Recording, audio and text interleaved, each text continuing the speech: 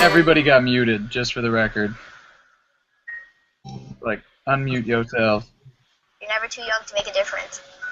If I find a problem, Wait, what? I find a way. Watching something. No, it's the ad. Edward. Ed, stop pressing buttons! Stop with the porn, Ed. You're Jesus. never too young to make a difference. It's You okay. are. It's a good message. You're never. I'm gonna start our video that way. Hi, my name is Ed. We're back with some director's commentary for Jules and Monty, and you're never too young to make a difference. Hey, is Drew. Drew, do you want to introduce yourself real quick? Hello, everyone. I am the fight choreographer from Jules and Monty, and this was the episode I worked on. Yeah! What's up? Episode 10. Let's roll it. Okay. Some more rare occasions?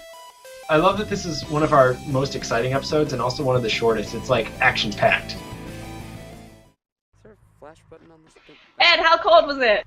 So cool. I really don't want to go to this party. Where are you going? I'd like to point out that both Imogen and Ed have very emotive eyebrows. Claire and Andy just had a sweet cameo in the background, by the way. I don't think anybody realizes that that's them, but they're so proud of that moment. Thanks, Abby. Never fails to feel like a trap. Gives me the willies. A good way. Eyebrows are good. If all goes according to plan, I love Can how we get some more sweet Pierre action in this pick one? up on like anything that's being said right here. He's just like, oh, this is unimportant to my interests. I'm gonna walk away and pretend like I heard nothing. But it's actually critical plot details being discussed right there. Also, this moment right here is so popular with the over 40 crowd. Like, all of our moms adore this moment. That next shot. Why do you know that? I screened it with a bunch of our moms. Awesome. Yeah. Hi. Also, Evie's killing it in this one. Super crazy. Who wants to eyebrows. talk about our lost take of this moment when the time comes? Yes. Which one? The nailed it? Yeah. I think that it should be Ed. Oh my god, I'm so sad. I was really bummed that that wasn't actually full of cider and it was just a cider bottle full of water. We did this take a whole bunch of times. Video, Ed. Come on. Even if it's just juice. Yeah. And there was this one part where Ed looked at the camera and went, nailed it! And that's the one we all love, but this one is great too. This one I think we had to do because the lights were in the background, and the other one the lights were gone. Really for some quick, at this moment there are no extras in the room at all, and now through movie magic, we're in the room full of extras. I love that reveal too, though, because you go from this guy talking to the camera in a basement to there's a whole bunch of people watching him. Yeah, totally. They're very Also, stuck. Marcus and Andy's back and forth on this is just so great and really builds the tension well. Yeah. Also, if you look at the red-haired kid right there, his name's Cooper. He's like one of my favorite people ever. He's just such a fun extra to watch. Totally. Yeah, completely. All our I love extras. this idea of They the. also have tiny shot glasses. Also, background right behind Ty, Rose is hanging out at this party. She's a neutral party to this whole thing. Oh, yeah. I think it's great. Because I want Mark to see this tomorrow morning when he can't. This is the last time we see Ben. I don't think we know what happens to him after this party. Oh god, that's true. What the? Did he get arrested? What happened? Maybe he died. I think he went abroad actually. Yeah, I'll just never get out of That's Pepper true. popping into the shot with, well, give me the camera.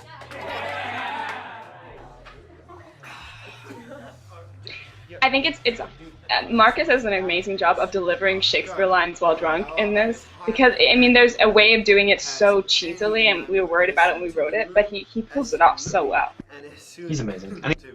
I think Shakespeare lines are better when you're drunk. I like that. Drunk Shakespeare, man. This was a moment that was really fun to make. All about that timing, and Andy did really well watching us to make sure we were on him right when that happened. What was that? Was that like an Altoid or something? It's a mint. It was a mini peppermint Altoid. It was a peppermint Altoid and a little shot of apple juice. I'm surprised they didn't actually die. Yeah, that sounds deadly. Yeah, that's pretty gross. Drew, Guys, things you are want to getting talk about what's coming up right now? What Yeah, you- so right now you're about to see like 4 different fight scenes. I don't know if you can find them all. You got the 2 in the back fighting, the 2 in your back left fighting, and then Andy's fight, and then there's a fight going on at the table in the foreground you're about to see. And that was really fun to choreograph all at the same time and try to get them to work out in sync so that they didn't overplay one another. Nice. It was amazing. It was amazing to watch. It was far beyond some what we of the- imagined it would be. And I mean, Drew, you were only on set for a couple of hours, right? Yep, I walked into this frat party and set this up. Here we go. Oh, actually, they gotta talk a little bit first. Pay attention to how Andy says sedative. It's one of my favorite line deliveries. Oh my god. Sparkle. So there was a piece of glitter on Andy's eyebrow or eyelash, and it literally took. It's coming up right on this line. If you watch his eyelash very carefully, you can see it kind of like flutter. There was this piece of glitter, and I had to go into Photoshop. It took me 3 hours to take that glitter out, but the scene plays a lot better as a result. Also, there's a lot Also, of. the sign in the back, my Here we pride go. and joy. Oh, here's the fight. Oh, look at all those fights. Such disorder. Violence, violence.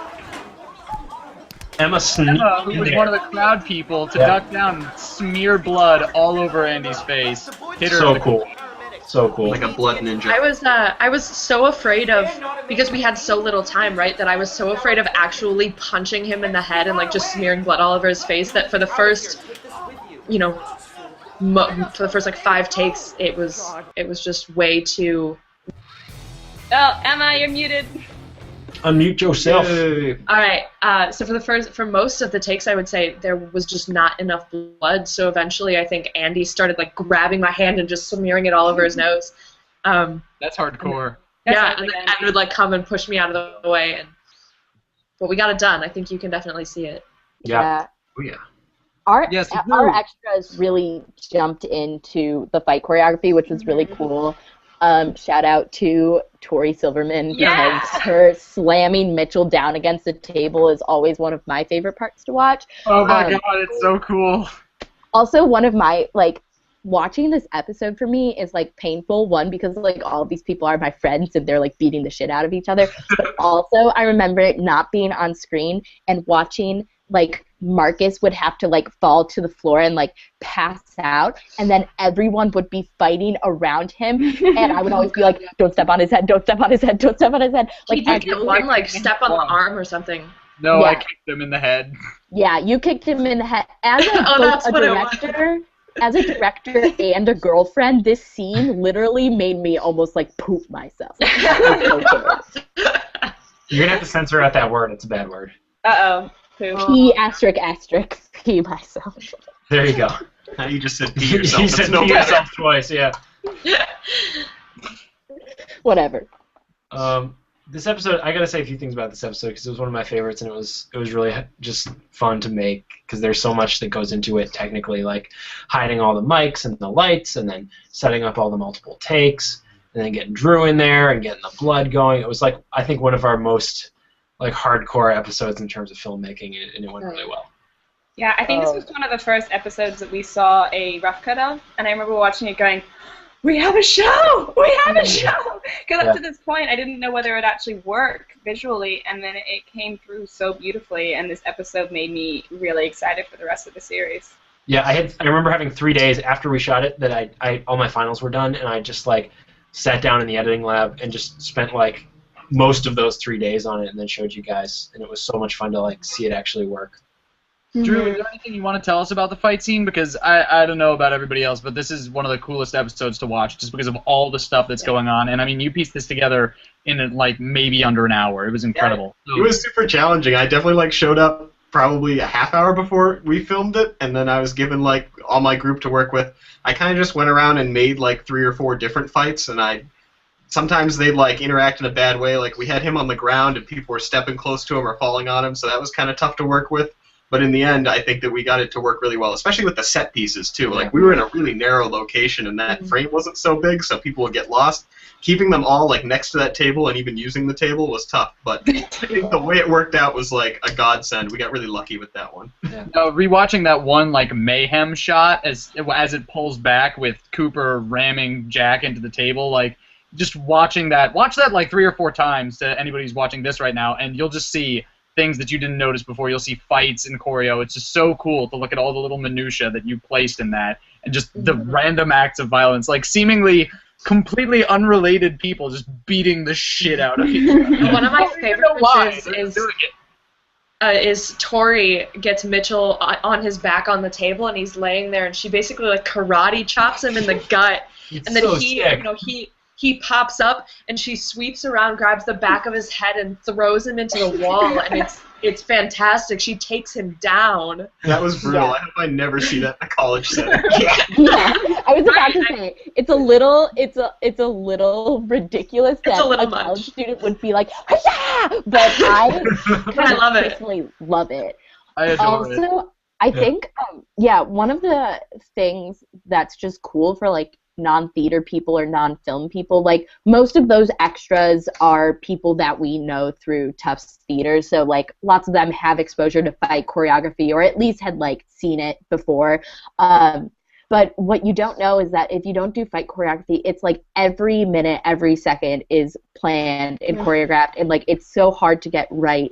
And just the fact that Drew did it in such a short time and all of our extras got it in such a short time, it's really remarkable how good and realistic it looks, because that could have easily turned into like a not so safe situation, and we really didn't have too many problems, and it ended up being really kind of, like you said, one of the most exciting parts of our series. Yeah, I was impressed too that it didn't look like, I don't know, play fight-ish. That's what I was impressed with what Drew did, was that it looked, at least, other than maybe the karate chop, but even that, I mean, it looked I pretty love done. it. Which was badass or whatever. And that is how it needed to play, because when we come in on Ty for that moment and he's really bloody, it has to feel like this wasn't a goofy sort of like martial arts movie fight. This had to be like a real bar fight. Yeah, Yeah, and when well, I this- choreograph, safety is like always my top priority. So I was really happy with like how that looked, especially with like keeping safety as such a high priority.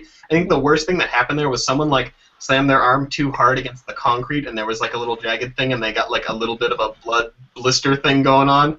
But like, if that's the worst thing that happens in a 8-person fight that you do 4 times, Yeah. that means it's a Yeah, pretty we're big doing fight. all right. Yeah, more than Alright. 4 times. We did a lot. Yeah, I mean, this is, I think, the episode in which the series transitions from a comedy to a tragedy, or to a drama in this case. We've had a conversation about what genre this is, and we can't even figure it out. But this is the moment it switches in my mind, and this episode does it in such like a boom, oh no, everything's different sort of way, and I love that. Literally with a bang. With a bang. Literally? Literally? I've been watching so much Parks and Rec. Woohoo! Who wants to wrap this one up? Huh? Who's gonna wrap this one up? Oh, yeah. You do it. Okay. Do it. That was episode 10. Director's commentary with Drew Frayer and everybody else. Woohoo! Yay!